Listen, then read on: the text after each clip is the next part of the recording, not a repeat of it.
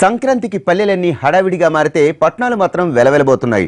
గతేడాదితో పోలిస్తే హైదరాబాద్కు పండగకు సొంతూళ్లకు వెళ్లే వారి సంఖ్య తగ్గినట్టు కనిపిస్తోంది. కోటి మందికి పైగా జనాభా, నిత్యం వేలాది వాహనాలు, శబ్ద వాయు కాలుష్యం, భారీగా ట్రాఫిక్ జామ్. ఇది మామూలు రోజులో హైదరాబాద్ లో పరిస్థితి. కానీ సంక్రాంతి వేళ చూస్తే అందుకు పూర్తి భిన్నంగా ఉంది.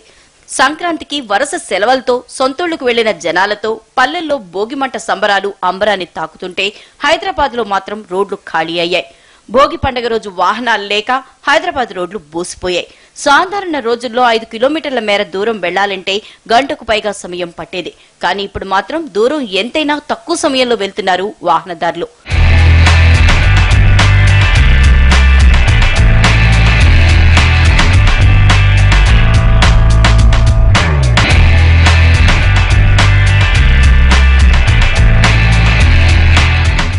ఇప్పటిదాకా Khairatabad, Panjagutta, Chadarghat, Kukatpally, Jubilee check post ఇలా ఏ జంక్షన్ దాటాలన్నా 10 నిమిషాలకు పైగా సమయం తీసుకున్న వాహనదారులు పండగ సందర్భంగా జామ్ అంటూ దూసుకుపోతున్నారు.